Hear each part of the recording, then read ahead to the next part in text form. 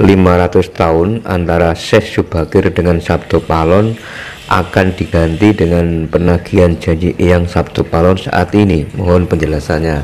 Terima kasih. Aku masih pertanyaan sehingga kata-kata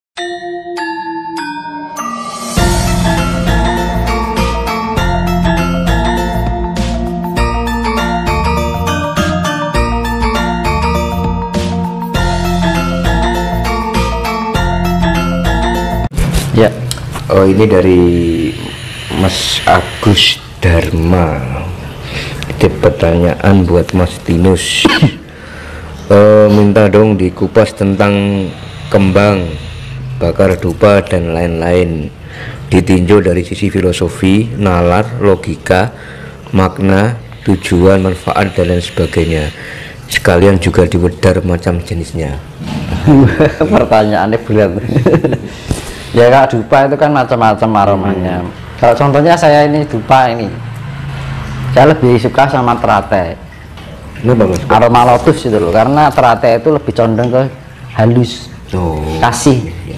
Karena gitu. Kalau cendana itu biasanya disukai oleh para leluhur, raja-raja gitu. Tapi kalau sifat kadewatan itu lebihnya ke lotus. Jadi semakin, jadi ya sama aroma itu gini, aroma semakin halus itu mengidentifikasikan kehalusan secara apa ya namanya, ya kegaiban kayak gitu. Jadi makanya kalau kita semakin misalkan sesaji ya dikasih kembang-kembangan itu, kalau teratai bagus sekali karena teratai itu sangat halus. Tapi ya tergantung menyesuaikan dari misalkan kita ke tempat pertapaan apa gitu kan, kita sesuaikan dengan kebutuhan energi yang ada di dalam kandungan tingkat kehalusan. Jadi aroma itu juga mempengaruhi halus dan tidaknya energi itu kan ada tingkat kehalusannya, Mas. Jadi semakin cakra berputar itu kan semakin kencang kan semakin halus ya, ya kan. Makanya putaran cakra ya semakin cakra itu semakin halus. Ya kayak roda itu. Kalau semakin kencang kan semakin halus ya. Nah, aroma itu mempengaruhi dengan kehalusan. Jadi kalau aroma ya menurut saya ya, itu aroma yang paling halus itu lotus, Mas.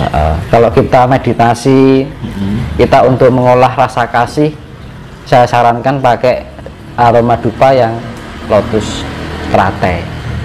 Makanya kan di dalam ajaran Hindu atau Buddha itu yang namanya Buddha atau Dewi Kwan Im itu selalu disimbolkan teratai. Ini lotus, aku pakainya lotus teratai. Itu agak kasar dikit cendana, nah gitu, melati. Itu sing pekat lagi bangsa jinjin aroma apa jenenge buah tol. Itu kan macam-macam tergantung. Jadi kalau kita di tempat pertapaan itu juga melihat kondisi energi yang ada di situ.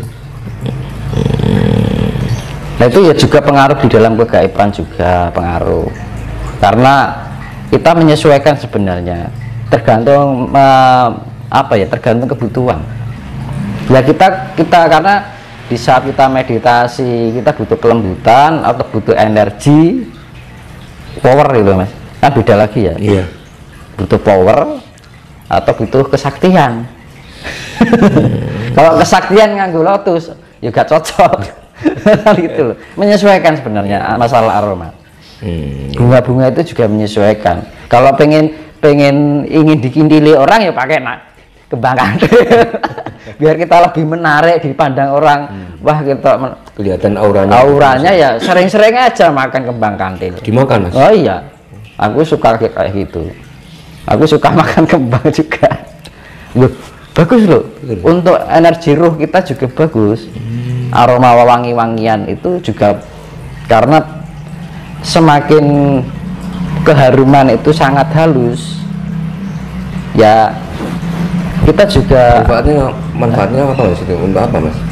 Kembang kandil itu kan aroma kalau kita makan ya itu tadi gaib. Kalau kegaiban kita semakin tinggi, keharuman yang kita miliki itu ya semakin halus. Selera lah, selera diperhatikan ngono Mas. Kalau aku seleranya ya ini, aku cocoknya dengan Lotus. Dulu aku pertama cendana, terus setelah cendana aku larinya ke Lotus. Karena apa? Kalau Lotus atau Teratai itu lebih kecondongan ke kasih, lembutan. Makanya kan di Dewi Kuanim selalu disimbolkan Teratai, kan Dewi pelas kasih ya. Nah itu. Lanjut lagi Mas ke pertanyaan dari Mas Poki Taro. Titip pertanyaan Mas buat Mas Tinus, apakah perjanjian penumbalan tanah Jawa 500 tahun antara Syekh Subakir dengan Sabto Palon akan diganti dengan penagihan janji Eyang Sabto Palon saat ini? Mohon penjelasannya. Terima kasih. Ya intinya gini, jongko lah bilang, jongko ya. Jadi kan sudah dibilang pepesti nusa wis tekan janji kapitong 500 tahun ya. Bali agama budi kang madeg sawiji ya kan. Madeg sawiji berarti satu untuk semuanya. Agama budi ya, budi pekerti itu tadi. Lah budi pekerti lebih melekat pada ajaran Jawa. Karena ilmu Jawa ilmu kasunyatan. Lah kasunyatan apa yang dinyatakan? Kasih. Ya, terus balik ning kasih meneh kok Mas. Kalau kita beribu-ribu kitab, beribu-ribu ajaran, kalau kita tidak bisa menerapkan kasih, ya percuma gitu kan, sia-sia. Yang kita implementasikan adalah kasih itu sendiri, ya kan. Makanya ajaran itu ya sederhana aja. Yang penting apa? Sampai. Ya, contohnya gini, banyak orang mengatakan rahayu, ya kan. Orang pada nggak tahu rahayu itu apa tuh jenis, kan gitu. Rahayu diambil rasa karo hayu. Rasa kita hayu itu adalah ayu, cantik, keindahan.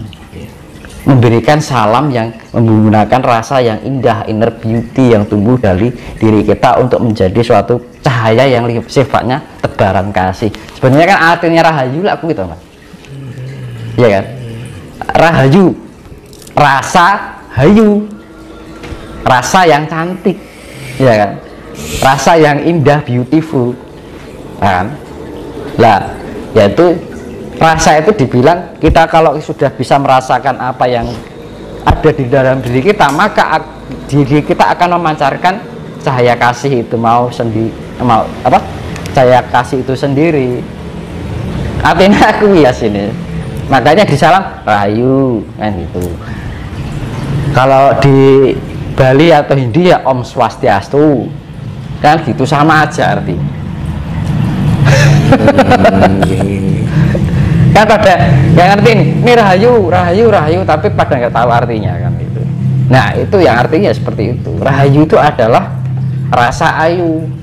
Dengan rasa yang kita miliki kita bisa merasakan rasa itu tadi yang diartikan kita bisa include dengan sifat-sifat Tuhan, maka akan terciptanya hayu, pancaran yang indah.